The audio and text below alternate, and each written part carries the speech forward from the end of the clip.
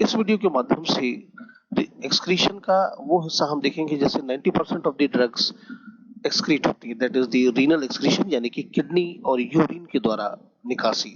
ये स्क्रीन के ऊपर एक जनरलाइज्ड रीनल ड्रग एक्सक्रीशन का एक डायग्राम आप देख रहे हैं, जिसमें कि kidneys definitely most important part, इसके बाद ureters, then bladders which form the urine, and finally the urine elimination.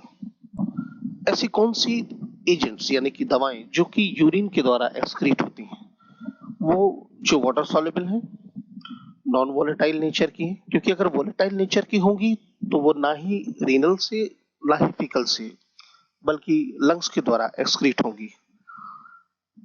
Smaller in molecular size, मतलब जिनका 500 डाल्टन से कम मॉलिक्यूलर साइज है, वही रीनल से एक्सक्रीट हो सकते हैं, क्योंकि आप ये सभी हम जानते हैं अच्छी तरह से कि किडनी की संरचना में नेफ्रॉन्स का बहुत बड़ा रोल होता है, और नेफ्रॉन्स एक किस्म का फिल्टर है। मतलब जैसे एक फिल्टर कपड़ा होता है जिसमें से हम पानी छानते हैं, बिल्कुल वैसी तरह की मेम्ब्रेन है, और उस मेम्ब्रेन की छिद्र का साइज से कम होना चाहिए ड्रग का साइज।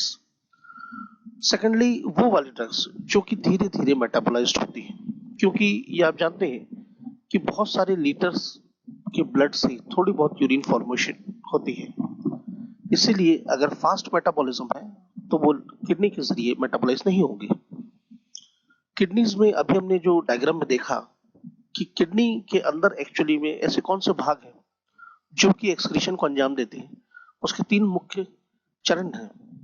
सबसे पहला है ग्लोमेरुलर फिल्ट्रेशन, दूसरा active tubular secretion, and active and passive tubular reabsorption.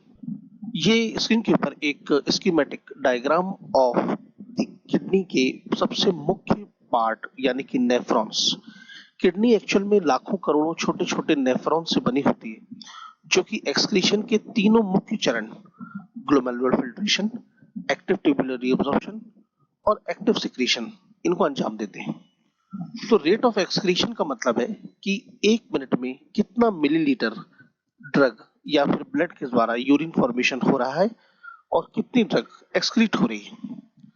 तो रेट ऑफ फिल्ट्रेशन की एक्सक्रीशन के लिए एक इक्वेशन जो है, फिल्ट्रेशन और एक्सक्रीशन, ये दोनों रेट ऑफ एक्सक्रीशन को बढ़ाएंगे, means rate of secretion. Filtration in the sense कि किडनी जितनी स्वस्थ कंडीशन में रहेगी, नेफ्रॉन्स जितने स्वस्थ होंगे, उतना तेजी से वो फिल्टर करेंगे। Secondly, active secretion. Active secretion का मतलब, जैसे एब्जॉर्प्शन चैप्टर में आपने 2 तरह के मैकेनिज्म पढ़े होंगे, पैसिव डिफ्यूजन और एक्टिव डिफ्यूजन।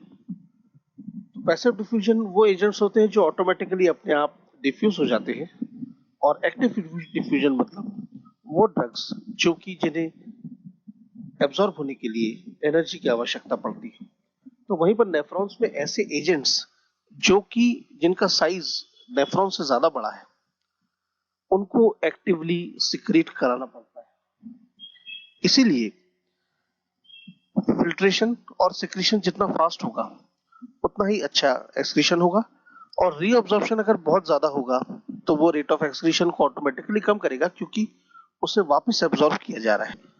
नेफ्रॉन्स के कुछ ये मुख्य भाग जो आप देख रहे हैं, उसमें सबसे पहले Bowman's capsule glomerulus, PCT and peritubular capillaries, distal converted tubule and interlobular artery and vein, arcuate artery and vein।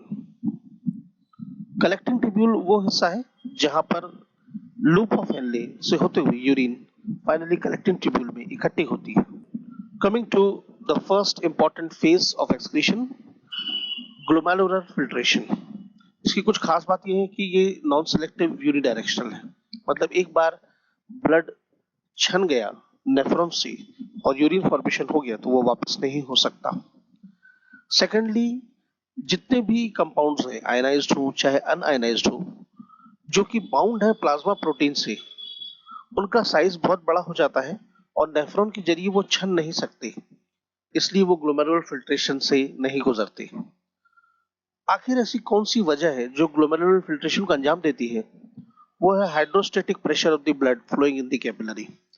Hydrostatic pressure का मतलब ये होता है, इसको आप ऐसे समझें कि अगर एक गिलास पानी में आप पानी भर देते हैं और अगर उस गिलास में आप सबसे बेस लाइन पर एक छेद करें और उसके टॉप पर एक छेद करें, तो कहां से पानी ज्यादा तेजी से बाहर निकलेगा?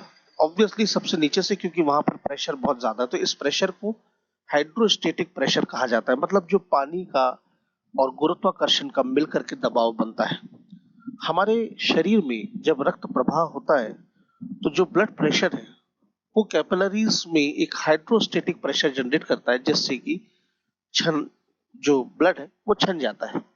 जैसे लेबोरेटरी में अगर आप फनल पर फिल्टर पेपर रख के छान रहे हैं कुछ या फिल्टर कर रहे हैं, एक टाइम के बाद जब पोर्स क्लॉग हो जाते हैं तो आप उसे प्रेस करते हैं तो छनना शुरू हो जाता है। That is also kind of a pressure. लेकिन इसके पहले जो वो अपने आप छनता रहा, that is actually the hydrostatic pressure. Secondly, glomerulus acts as a negatively charge barrier, मतलब उसमें नेगेटिवली चार्ज है जो कि promotion ionic compound, positive compound का रिटेंशन को फेवर करता है। किडनी या फिर ग्लोमेरुलर फिल्ट्रेशन की प्रक्रिया कितनी स्वस्थ है उसका पता लगाने के लिए क्रेटिनिन, इनुलिन, मैनिटोल और सोडियम थायोसल्फेट की मदद से ये पता लगाया जा सकता है। इसको एक एग्जांपल के जरिए समझाऊंगा कि जब किडनी फंक्शन टेस्ट किया जाता है कि मतलब किसी भी इंसान की किडनी कैसी काम कर रही है, उसके लिए क्रिएटिनिन लेवल का स्तर देखा जाता है कि क्रिएटिनिन स्तर कैसा है। अगर क्रिएटिनिन बहुत ज्यादा आ रहा है ब्लड में, इसका मतलब ग्लोमेरुलर फिल्ट्रेशन ठीक तरीके से नहीं हो रहा है। साथ ही साथ मैनिटोल और इन्यूलिन भी एक काफी अच्छे कंपाउंड। एक्टिव ट्यूबुलर सिक्रीशन का मतलब ये कि ऐसे ड्रग्स, ऐसे खाद्य सामग्री, ऐसी चीजें जिनको कि ग्लोमेरुलर फिल्ट्रेशन के माध्यम से फिल्टर नहीं हो सकती, उन्हें kidney automatically active tubular secretion के माध्यम से बाहर करती है। जिसकी कुछ हाईलाइट है, कैरियर मीडिएटेड होता है, मतलब एक एंजाइम रूपी कैरियर्स उसे कैपेसिटी लिमिटेड के तौर पर लेकर के फिल्टर कराते हैं, जैसा कि एक्टिव डिफ्यूजन में होता है। ATS proximal tubule of nephron के स्थान पर होता है। इसमें एनर्जी लगती है और कंसंट्रेशन ग्रेडियंट के ऊपर निर्भर करता है। पीएच और प्रोटीन बाइंडिंग का इस पर कोई प्रभाव नहीं, क्योंकि प्रोटीन बाइंडिंग से अगर स्ट्रक्चर कितना भी बड़ा हो जाए तो भी फिल्ट्रेशन संभव है। रीनल ब्लड फ्लो पर भी ये निर्भर है, क्योंकि रीनल ब्लड फ्लो अगर किसी डिजीज कंडीशन, मेडिकल कंडीशन के कारण कम है, तब फिर एटीएस का स्लो होना स्वाभाविक है। जब कुछ मेडिकल कंडीशंस में मरीज 2 से अधिक दवाओं का सेवन करता है, जैसे for example diabetes, blood pressure या फिर ट्यूबरकुलोसिस, और भी बहुत सारी ऐसी कंडीशन है जब शरीर के अंदर 2 से अधिक दवाएं जाती हैं, तो किडनी में दोनों ही ड्रग एक ही साथ एक्सक्रीट होने के लिए पहुंच जाएंगी। तो जिनका स्थिति, जिन ड्रग की संरचना, जिन ड्रग का स्ट्रक्चर किडनी की ज्यादा फेवरेबल होगा, वो पहले एक्सक्रीट हो जाएगी और दूसरे के एक्सक्रीशन को वो रोक देगी। तो दूसरी जो है, हो सकता है वो ट्यूबुलर रीअब्जॉर्प्शन के जरिए वापस शरीर में पहुंच जाए, जिसके कारण हाफ लाइफ बढ़ जाएगी और टॉक्सिसिटी हो सकती है। इसलिए यहाँ पर ये बात ध्यान देने वाली है कि drug with greater rate of clearance will retard the excretion of other drug with which it competes. जो बात अभी मैंने कही वही सामने स्क्रीन के ऊपर कंपटीशन होगा 2 ड्रग्स के बीच में कि कौन पहले एक्सक्रीट होगा। जो नहीं हो पाएगी उसकी हाफ लाइफ इंक्रीज हो जाएगी। हाफ लाइफ तो आप सब जानते होंगे क्या होती है, और अगर वो शरीर में वापस पहुंच गई तो डेफिनेटली टॉक्सिसिटी होगी। एक्टिव ट्यूबुलर सिक्रेशन के कुछ फायदे भी हैं, जैसे कि जब हम चाहते हैं कि शरीर में कोई ड्रग ज्यादा से ज्यादा वक्त बिताए, लेकिन फर्स्ट पास इफेक्ट की वजह से वो जल्दी एक्सक्रीट हो रही है, ऐसे टाइम पर कुछ ऐसे एजेंट जो यूरिकोस्यूरिक नेचर के हों, उनको एक्टिव ट्यूबुलर सिक्रेशन के जरिए आउट किया जा सकता है। जैसे probenecid inhibits active tubular secretion of organic acid like penicillin PS, और ये प्लाज्मा कंसंट्रेशन को बढ़ा देता है, जिससे कि जो दूसरे ऑर्गेनिक एसिड पेनिसिलिन ड्रग्स हैं, इनका थेरापेटिक एक्टिविटी बढ़ जाती है। कुल मिलाकर के कहने का मतलब ये कि एक्टिव ट्यूबुलर सिक्रेशन 2 ड्रग के कंपटीशन की वजह से, अगर किसी एक ड्रग का कंपटीशन मतलब उसका जो स्टे टाइम है बॉडी में रुक बढ़ रहा है, तो ये एक एडवांटेज। एडवांटेज साथ साथ कुछ नुकसान भी हैं, जैसे कि अगर 2 ड्रग्स नाइट्रोफुरेंटाइन और प्रोपेनिसिड है, अगर वो साथ में है तो नाइट्रोफुरेंटाइन का जो इफेक्ट है वो प्रोबेन एसिड के फास्ट सिक्रेशन की वजह से इफेक्ट हो जाएगा, तो ये एक डिसएडवांटेज। प्राकृतिक दृष्टिकोण से ट्यूबुलर रीअब्जॉर्प्शन यानी कि जो तीसरा मुख्य एक स्टेप है नेफ्रॉन्स का, glomerular filtration, active tubular secretion और रीअब्जॉर्प्शन। रीअब्जॉर्प्शन प्राकृतिक दृष्टिकोण से इसलिए महत्वपूर्ण है क्योंकि जो भी खाद्य सामग्री हम अपने शरीर में ग्रहण करते हैं उसमें से जो भी पोषक तत्व हैं जैसे विटामिन, मिनरल्स, प्रोटीन्स, ये सब छन जाते हैं ब्लड के जरिए।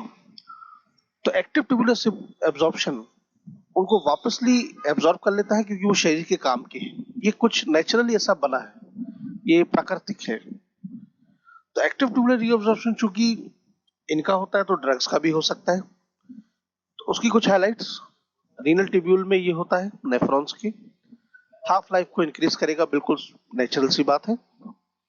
और ये भी देखा गया है कि जो हाई थ्रेशोल्ड एंडोजीनियस सब्सटेंस है, मतलब जिन्हें करना है, उनमें अच्छा रोल निभाने के साथ साथ ड्रग्स को अगर एक्टिव ट्यूबुलर रीअब्जॉर्प्शन होता है तो ये एक्चुअल में शरीर के लिए घातक है। ट्यूबुलर रीअब्जॉर्प्शन के कुछ मुख्य चीजें ये कि ड्रग्स एक्चुअल में वीक इलेक्ट्रोलाइट्स होते हैं, या तो वो वीक एसिड होती हैं या बेस होती हैं। तो उनका रीअब्जॉर्प्शन कुछ चीजों पे डिपेंड करता है कि pH, dissociation constant, urine flow rate. जो ड्रग्स जिनका रीअब्जॉर्प्शन पीएच सेंसिटिव है जैसे वीक एसिड भी, उनका flow rate urine flow rates के इनवर्सली प्रोपोर्शनल हो जाएगा, मतलब यूरिन फ्लो रेट जितना ज्यादा होगा उतना कम रीअब्जॉर्प्शन होगा। ये था रीनल एक्सक्रीशन के ऊपर एक brief video. I hope you have find this video fruitful. If so, please do like and share. Thank you.